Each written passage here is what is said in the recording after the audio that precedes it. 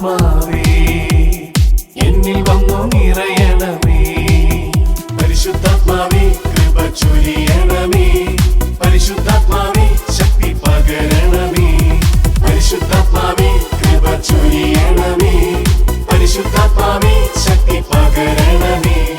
പരിശുദ്ധ പരമദിവ്യകാരുണ്യ നാഥനായ ഈശോയ്ക്ക് നേരവും ആരാധനയും സ്തുതിയും പൂഴ്ചയും ഉണ്ടായിരിക്കട്ടെ. നിത്യസ്തുതിക്ക് യോഗ്യനായ പരിശുദ്ധ പരമദിവ്യകാരുണ്യ നാഥനായ ഈശോയ്ക്ക് നേരവും ആരാധനയും സ്തുതിയും പൂഴ്ചയും ഉണ്ടായിരിക്കട്ടെ. സ്നേഹമായ കാരുണ്യമായി നമ്മുടെ കൂടെ വസിക്കുന്ന പരിശുദ്ധ പരമദിവ്യകാരുണ്യ നാഥനായ ഈശോയ്ക്ക് നേരവും ആരാധനയും സ്തുതിയും പൂഴ്ചയും ഉണ്ടായിരിക്കട്ടെ. ദിവ്യകാരുണ്യനാഥന്റെ സന്നിധിയിൽ ദൈവം നമ്മുടെ ജീവിതത്തിലേക്ക് നൽകിയ എല്ലാ അനുഗ്രഹങ്ങൾക്കും നന്ദി പറഞ്ഞുകൊണ്ട് നിമിഷമായിരിക്കുമ്പോൾ കർത്താവ് നമ്മുടെ മേൽ ചൊരിഞ്ഞ സ്നേഹത്തെയും കരുണയെയും ധ്യാനിക്കാം. ഈ ഒരു 3 മണി സമയം കർത്താവിൻ്റെ കരുണയെ ധ്യാനിച്ചുകൊണ്ട് കർത്താവിൻ്റെ കരുണയിൽ അഭയം പ്രാപിക്കുന്നവരെ ഒരിക്കലും കർത്താവ് ഉപേക്ഷിക്കത്തില്ലെന്ന് വാഗ്ദാനം ചെയ്തിട്ടുണ്ട്. ആ വാഗ്ദാനത്തിൽ പൂർണ്ണമായും വിശ്വസിച്ചുകൊണ്ട് ഒന്ന് ചേർന്ന് ഈ മണിക്കൂറിൽ കർത്താവ് നമുക്കായി വാഗ്ദാനം ചെയ്തിരിക്കുന്ന എല്ലാ അനുഗ്രഹങ്ങളും ഞങ്ങളുടെ ജീവിതത്തിൽ നൽകണമേ എന്ന് ആഗ്രഹിച്ചുകൊണ്ട് പ്രാർത്ഥിക്കാം. ഈശോയുടെ തിരുഹൃദയത്തിൽ നിന്ന് ഞങ്ങൾക്ക് കാരുണ്യ സ്രോതസ്സായി ഒഴുകിയിറങ്ങിയ തിരുരക്തമേ, തിരുജലമേ, ഞങ്ങളങ്ങിൽ ശരണപ്പെടുന്നു. ഈശോയുടെ തിരുഹൃദയത്തിൽ നിന്ന് ഞങ്ങൾക്ക് കാരുണ്യ സ്രോതസ്സായി ഒഴുകിയിറങ്ങിയ തിരുരക്തമേ, തിരുജലമേ, ഞങ്ങളങ്ങിൽ ശരണപ്പെടുന്നു. ഈശോയുടെ തിരുഹൃദയത്തിൽ നിന്ന് ഞങ്ങൾക്ക് കാരുണ്യ സ്രോതസ്സായി ഒഴുകിയിറങ്ങിയ തിരുരക്തമേ, തിരുജലമേ, ഞങ്ങളങ്ങിൽ ശരണപ്പെടുന്നു. ഈശോയുടെ പ്രിയപ്പെട്ടവരെ, കർത്താവിൻ്റെ കരുണയ്ക്കായി നമ്മൾ പ്രാർത്ഥിക്കുന്ന സമയമാണ്. ലോകമെമ്പാടുമുള്ള എല്ലാ മക്കളെയും ഈ ഒരു മണിക്കൂറിൽ കർത്താവിൻ്റെ കരുണയിലേക്ക് സമർപ്പിച്ച് നമ്മൾ പ്രാർത്ഥിക്കുമ്പോൾ വചനം നമുക്ക് തരുന്ന 1-2 കാര്യങ്ങൾ. പത്രോസ്ലീഹായുടെ 1-ാമത്തെ ലേഖനം അതിൻ്റെ 3-ാം അധ്യായം 9-ാം തിരുവചനം ഇപ്രകാരം പറയുന്നു: തിന്മയ്ക്ക് തിന്മയോ നിന്ദനത്തിന് നിന്ദനമോ പകരം കൊടുക്കാതെ അനുഗ്രഹിക്കുവൻ. തിന്മയ്ക്ക് തിന്മയോ നിന്ദനത്തിന് നിന്ദനമോ പകരം കൊടുക്കാതെ അനുഗ്രഹിക്കുവൻ. അനുഗ്രഹം അവകാശമാക്കുന്നതിന് വേണ്ടി വിളിക്കപ്പെട്ടവരാണല്ലോ നിങ്ങൾ. പത്രോസ്ലീഹ പറഞ്ഞു വെക്കുന്ന കാര്യം, അതായത് മറ്റുള്ളവർ നമ്മളോട് ചെയ്യുന്ന അതേ അളവിൽ തന്നെ അവർക്ക് തിരിച്ചു കൊടുക്കുന്നതിൻ്റെ മനോഭാവമല്ല, മറിച്ച് അതിനേക്കാൾ ഉപരിയായിട്ട് മറ്റുള്ളവർക്ക് നന്മ ചെയ്യുന്നവരായിട്ട് നമ്മുടെ ജീവിതങ്ങൾ മാറണം. അതുപോലെ പറഞ്ഞു വെക്കുന്ന കാര്യമാണ്, അനുഗ്രഹം അവകാശമാക്കുന്നതിന് വേണ്ടി വിളിക്കപ്പെട്ടവരാണ് നമ്മൾ. കർത്താവ് വാഗ്ദാനം ചെയ്ത അനുഗ്രഹങ്ങൾ വചനത്തിലുടനീളം നമ്മൾ കാണുന്നുണ്ട്. ഉൽപ്പത്തി പുസ്തകം 12-ാം അധ്യായത്തിൽ ദൈവം അബ്രാഹത്തെ വിളിക്കുന്നു.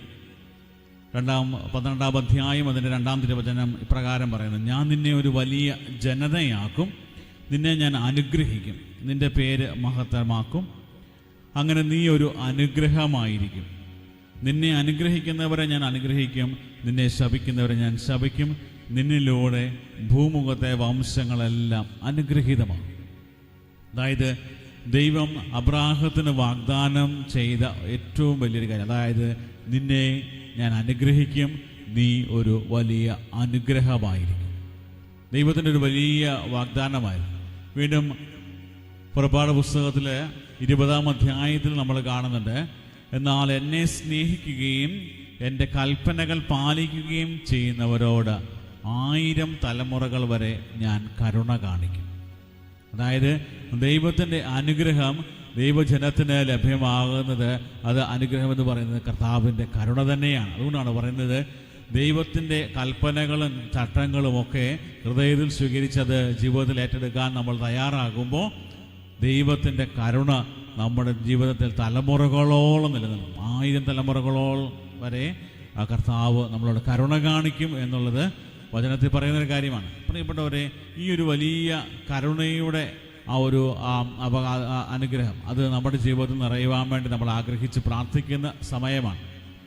സങ്കീർത്തകൻ പറയുന്ന കാര്യം ഇതാണ്: കർത്താവിൻ്റെ ഭക്തരുടെ മേൽ എപ്പോഴും കർത്താവിൻ്റെ കരുണ ഉണ്ടായിരിക്കും. അതായത് ദൈവത്തെ സ്നേഹിക്കുകയും ദൈവത്തോട് ചേർന്നിരിക്കുകയും ദൈവത്തിൻ്റെ കൽപ്പനകളും പ്രമാണങ്ങളുമൊക്കെ അനുസരിക്കുന്നവരെ കർത്താവ് എപ്പോഴും അനുഗ്രഹിക്കും. കാരണം കർത്താവിനോട് ചേർന്നിരിക്കുന്നവരെ കർത്താവ് അനുഗ്രഹിക്കുമെന്നുള്ളതാണ് വചനം നമുക്ക് തരുന്ന വലിയ ഉറപ്പ്.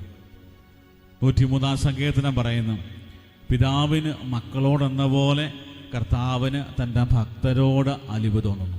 അതായത് ഒരപ്പന് മക്കളോട് കാണിക്കുന്ന അതേ വാത്സല്യം, സ്നേഹം, അത് സ്വർഗസ്ഥനായ പിതാവിന് തൻ്റെ മക്കളോടുണ്ട്. അതുകൊണ്ട് എപ്പോഴും കർത്താവ് കരുണ കാണിക്കും. അതായത് ദൈവത്തിൻ്റെ ഏറ്റവും വലിയ അടിസ്ഥാന സ്വഭാവം സ്നേഹമാണ്, കരുണയാണ്. എങ്കിൽ ആ കരുണ എപ്പോഴും മക്കൾക്ക് നൽകാനായിട്ട് പിതാവ് ആഗ്രഹിക്കുന്നു. അതുകൊണ്ടാണ് പറഞ്ഞത്, ദൈവത്തോട് ചേർന്നിരിക്കുമ്പോൾ അവിടെ ദൈവം തരുന്ന അനുഗ്രഹങ്ങൾ നമ്മുടെ ജീവിതത്തിൽ ലഭിക്കും. ഈ ദൈവത്തിൻ്റെ സ്നേഹം, കരുണ ഏറ്റവും കൂടുതൽ നമുക്ക് വെളിപ്പെട്ടതും അനുഭവിക്കാനിടയായതും ഈശോ മിശിഹായിലൂടെയാണ്. അതായത് ദൈവത്തിൻ്റെ സ്നേഹമാണ്, ദൈവത്തിൻ്റെ കരുണയാണ് ഈശോ. മനുഷ്യവംശത്തിന് കിട്ടിയ ഏറ്റവും വലിയ അനുഗ്രഹം, ദൈവം വാഗ്ദാനം ചെയ്ത ഏറ്റവും വലിയ അനുഗ്രഹം എന്ന് പറയുന്നത് ഈശോ മിശിഹ തന്നെയാണ്.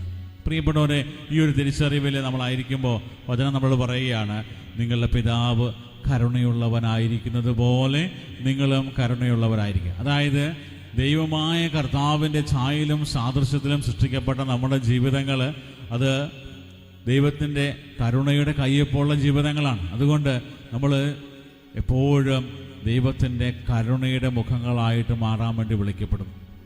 ഓരോ നിമിഷവും കർത്താവിൻ്റെ സ്നേഹമായി, കർത്താവിൻ്റെ കരുണയായി മാറാൻ വേണ്ടി വിളിക്കപ്പെട്ടവരാണ് നമ്മൾ ഓരോരുത്തരും. ഈ ഒരു അവബോധം നമ്മളിൽ നിറയുമ്പോൾ പ്രിയപ്പെട്ടവരെ, നമുക്ക് ദൈവത്തോട് ചേർന്നിരിക്കാനും ഒരിക്കലും ദൈവത്തിൽ നിന്ന് അകന്നു പോകാനായിട്ടുള്ള ഒരു മനസ്സുണ്ടാകത്തില്ല. ഇന്ന് ഒത്തിരിയേറെ ആളുകൾ പാപത്തിൻ്റെ അവസ്ഥയിൽ ദൈവത്തിൽ നിന്നൊക്കെ അകന്നു പോകുന്നത്, വിശ്വാസം ഉപേക്ഷിക്കുന്നുണ്ട്, വിശ്വാസ ജീവിതത്തിൽ നിന്ന് മാറിയിട്ടുണ്ട്.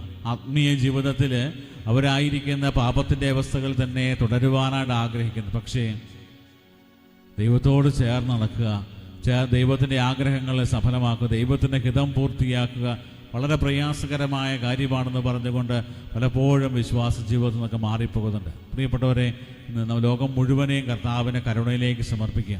എന്നെയും നിങ്ങളെയും ഈ ഒരു നിമിഷം വരെ അനുഗ്രഹിച്ച ദൈവം ഇതാ ലോകത്തെ മുഴുവനും അനുഗ്രഹിക്കാൻ തയ്യാറായി നമ്മുടെ മുമ്പിലായിരിക്കുന്ന സമയമാണ്. ഈ വലിയ കരുണ, ദൈവത്തിൻ്റെ ഈ വലിയ അനുഗ്രഹം നമ്മുടെ ജീവിതത്തിലേക്ക് അവകാശമാക്കിയെടുക്കണമെന്നാണ് വചനത്തിൽ നമ്മൾ കേട്ടത്. അതായത് അനുഗ്രഹം അവകാശമാക്കുന്നതിന് വേണ്ടി വിളിക്കപ്പെട്ടവരാണല്ലോ നിങ്ങൾ. അതായത് ഈശോ മിശിഹായിലൂടെ നമുക്ക് സൗജന്യമായി ലഭിച്ച ഈ രക്ഷയുടെ ഈ വലിയ അനുഭവം, രക്ഷയുടെ ഈ അനുഗ്രഹം അത് അവകാശമാക്കിയെടുക്കണം. നമ്മുടെ ഒരു വലിയ ഉത്തരവാദിത്വമാണ്. അതായത് നമുക്ക് ഫ്രീ ആയിട്ട് കിട്ടുന്ന കാര്യമാണ്, അതിൻ്റെ ജീവിതത്തിലേക്ക് ഫ്രീ ആയിട്ട് വന്നോളും എന്നുള്ള മനോഭാവമല്ല, മറിച്ച് അത് അവകാശമാക്കിയെടുക്കാനായിട്ടുള്ള ഒരു പരിശ്രമം. അതായത് കർത്താവിൻ്റെ സ്നേഹമാകാൻ, കർത്താവിൻ്റെ കരുണയാകാൻ വേണ്ടി നമ്മൾ ഓരോ നിമിഷവും പരിശ്രമിക്കാം. പ്രിയപ്പെട്ടവരെ, നമുക്കിന്ന് പ്രാർത്ഥിക്കാം. ലോകമെമ്പാടുമുള്ള സകല ദൈവമക്കളെയും കർത്താവിൻ്റെ കരങ്ങളിൽ കൊടുക്കാം. നമ്മുടെ പ്രിയപ്പെട്ടവരെ ഓർക്കാം. പ്രാർത്ഥനാ സഹായം ആവശ്യപ്പെട്ടവർ, പ്രാർത്ഥന ഏറ്റവും കൂടുതൽ ആവശ്യമുള്ളവർ, പ്രത്യേകിച്ച് കുടുംബ ജീവിതത്തിൽ ഒത്തിരിയേറെ പ്രതിസന്ധികൾ നേരിടുന്നവർ, തടസ്സങ്ങൾ നേരിടുന്നവർ, ഒത്തിരിയേറെ പ്രശ്നങ്ങൾ, കടബാധ്യതകളിലൂടെ കടന്നു പോകുന്നത്, ജീവിതത്തിലെ പ്രത്യാശ നഷ്ടപ്പെട്ടു പോയവർ, രോഗത്തിൻ്റെ അവസ്ഥകളിലൂടെ കടന്നു പോകുന്നവർ, എല്ലാ മക്കളെയും കർത്താവിൻ്റെ കരങ്ങളിലേക്ക് കൊടുത്തുകൊണ്ട് നമുക്ക് പ്രാർത്ഥിക്കാം. കർത്താവെ, ഒരു ആന്തരിക സൗന്ദര്യം നൽകി ഞങ്ങളെ അനുഗ്രഹിക്കണമേ. കർത്താവെ, ഞങ്ങളുടെ ജീവിതത്തിൻ്റെ ഉള്ളിൽ അങ്ങ് നിക്ഷേപിച്ച് ഈ ഒരു ആന്തരിക സൗന്ദര്യം തിരിച്ചറിയുന്നവരായി, അത് സൗമ്യതയോടെ പെരുമാറുമ്പോൾ, കരുണയോടെ പെരുമാറുമ്പോൾ, സ്നേഹത്തോടെ പെരുമാറുമ്പോൾ ഞങ്ങൾക്ക് കിട്ടുന്ന ഈ ഒരു ആന്തരിക സൗന്ദര്യം ഞങ്ങളിൽ നിറയ്ക്കണമേ എന്ന് ഈ നിമിഷം നമുക്ക് ആഗ്രഹിച്ച് പ്രാർത്ഥിക്കാം. ദിവ്യകാരുണ്യനാഥൻ്റെ ആശീർവാദത്തിനായിട്ട് നമ്മൾ ഒരുങ്ങുന്ന സമയം നമ്മുടെ എല്ലാ പ്രാർത്ഥനകളും നിയോഗങ്ങളും കർത്താവിൻ്റെ കരങ്ങളിലേക്ക് സമർപ്പിക്കാം. നമ്മുടെ പ്രിയപ്പെട്ടവരെയും നമ്മുടെ കുടുംബത്തെയും നമ്മൾ കടന്നു പോയിക്കൊണ്ടിരിക്കുന്ന എല്ലാ ജീവിത സാഹചര്യങ്ങളെയും നമ്മുടെ ആകുലതകളെയും എല്ലാം കർത്താവിൻ്റെ കരങ്ങളിൽ കൊടുക്കാം. നമ്മുടെ ഹൃദയങ്ങൾ പരിശോധിക്കുന്നവനാണ്. നമ്മുടെ ആവശ്യങ്ങൾ കണ്ടറിഞ്ഞ് നമ്മളെ സഹായിക്കാൻ തയ്യാറായി നമ്മുടെ കൂടെ വസിക്കുന്നവനാണ് നമ്മുടെ ദൈവം. അവർ വലിയ വിശ്വാസത്തോടെ നമ്മുടെ എല്ലാ ആവശ്യങ്ങളും നിയോഗങ്ങളെ സമർപ്പിക്കാം. കുടുംബത്തിൻ്റെ ആവശ്യങ്ങൾ, രോഗികളായിട്ട് കുടുംബത്തിൽ ശാരീരികവും മാനസികവുമായ ഒത്തിരിയേറെ കഷ്ടതകൾ അനുഭവിക്കുന്നവർ, ഒത്തിരിയേറെ കടബാധ്യതകളിലും സാമ്പത്തിക പ്രതിസന്ധികളിലൂടെ കടന്നു പോകുന്നവർ, ജീവിതത്തിൽ ഒത്തിരിയേറെ തടസ്സങ്ങൾ അനുഭവപ്പെടുന്നവർ, പഠന മേഖലകളിലും ജോലി മേഖലകളിലും കുടുംബജീവിതത്തിലേറെ പ്രതിസന്ധികളിലൂടെ കടന്നു പോകുന്നവർ എല്ലാവരും ദൈവസന്നിധിയിൽ സമർപ്പിക്കും. വിശ്വാസ ജീവിതത്തിൽ ആഴപ്പെടാൻ സാധിക്കാതെ പോയ എല്ലാ മക്കളെയും പ്രത്യേകം സമർപ്പിക്കും. കർത്താവിൻ്റെ സ്നേഹത്തിൽ നിന്ന്, കരുണയിൽ നിന്നൊക്കെ അകന്നുപോയ എല്ലാ ദൈവമക്കളെയും കർത്താവിൻ്റെ കരുണയിലേക്ക് സമർപ്പിച്ച് നമുക്ക് പ്രാർത്ഥിക്കാം. ഈശോയുടെ തിരുപ്പിറവിക്കായിട്ട് ഒരുങ്ങുമ്പോൾ നമ്മുടെ ജീവിതങ്ങളിലും ഈശോ തരുന്ന സ്നേഹവും സന്തോഷവും സമാധാനം നിറയാൻ വേണ്ടി ആഗ്രഹിച്ച് പ്രാർത്ഥിക്കാം. നമ്മുടെ എല്ലാ പ്രാർത്ഥനകളും ദിവ്യകാരുണ്യനാഥന്റെ സന്നിധിയിലേക്ക് സമർപ്പിച്ച് ഈശോയെ ഞങ്ങളെങ്കിൽ ശരണപ്പെടുന്നു എന്നുള്ള പ്രാർത്ഥനയോടെ താഴ്ന്ന സ്വരത്തിൽ ദൈവത്തെ സ്തുതിച്ച് കർത്താവിൻ്റെ ആശീർവാദം നോക്കിയപ്പോൾ സ്വീകരിക്കാം. ഈശോയെ നന്ദി. Hallelujah, hallelujah, hallelujah.